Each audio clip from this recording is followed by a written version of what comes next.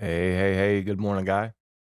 My name is Dana, aka Matt Caster. I seen you had a question up there on one of the Google Plus communities, and we're going to just go ahead and demystify the LUF system. Now, this is a meter right here. It's free. You can download it. You have to know where you're at before you can start. And it's showing a negative 19.8 LUFS with a loudness range, LRA, of a 4.1. And according to the AES, which is the Audio Engineering Society, you're well within the guidelines, okay, as far as what they recommend for podcasting. But if you do want to bump it up, okay, you just need to be careful which platform you put it on, because in order to stay in their guidelines, you're going to be between a negative 16 and a negative 20 LUFS with a negative 1 dB full scale, okay? Now, everything here has a 0.5 allowance one way or the other. So, with that being said, if you're going to put this up on YouTube, just so you know, YouTube, they're going to raise your volume to anywhere between a negative 10 and a negative 13 LUFS. That's their platform. That's what they do. So, if I put something up on YouTube, I go ahead and render it at a negative 13. And that way I have it up loud enough to where I can go through and clean the audio and hear it like somebody else is going to hear it. Okay. So with that being said, it's a real simple process, man. We're going to go ahead and jump over to Reaper. This is the DAW system that I use. I absolutely love it. I think it's $69. And you can use it as long as you want to see if you like it. You don't have to pay a thing. All you got to do is download it. If you do like it, go ahead and send them their money. There is no time limit. There is no features that are blocked from you. Everything it's ready to go right off the bat. So what I did is I came up here to the extensions, and you can see the loudness where I've got it checked, and that gave us this right here. And then I just simply highlighted this track, and then I analyzed it, and you'll see those same numbers right there. Okay, so what we want to do is we want to get this to a negative 16 with a negative 1, and we want this to be below a 4, but like I said, you're still within the tolerances, okay? So we don't need this right now, so we're just gonna go ahead and click this down. Now, here's our peak limiter. Here's our EQ, and I'm not gonna EQ it, but I am gonna use this to adjust the volume. And I can also do this over here. There's many different ways you can accomplish this, okay? Now, all of these are the plugins that come with Reaper. And I promise you, for podcasting, you're only gonna use about 4 or 5. And let me just come up here to where we're going to see them all. If I can get to it, there we go. Now, as you can see, everything in here, like I said, all of this comes standard. These are all plugins for Reaper. Doesn't matter what you want to do with your audio, guy. I don't make any money off of them. I just absolutely love their program. Okay, I use it all the time. It's the only thing I do use. I'll put it up against Pro Tools all day long.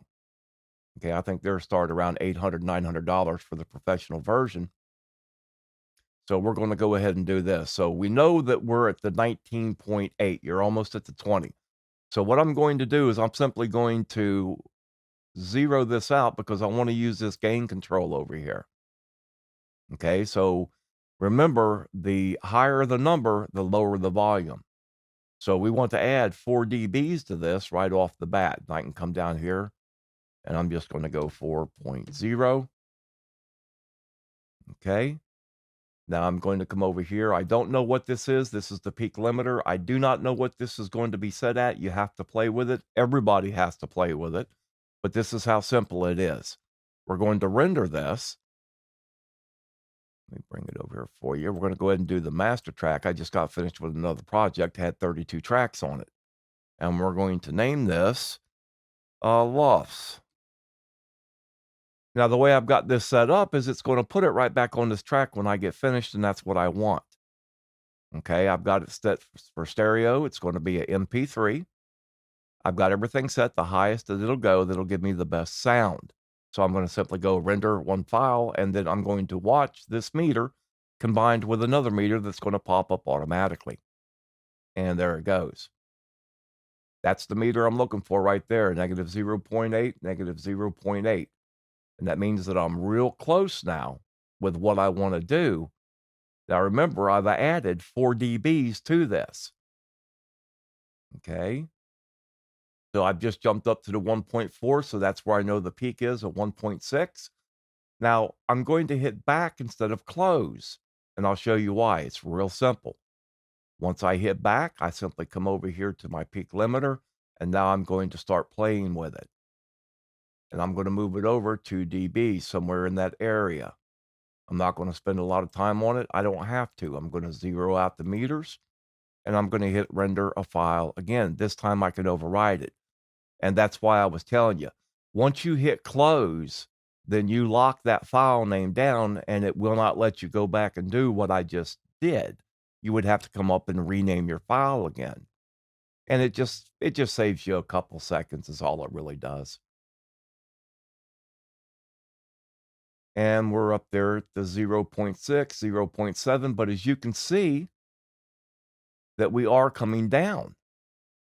So I'm going to bring this over now to about another 2 dBs. It doesn't matter. All I'm doing is just getting it close, and I will tweak it here in a second.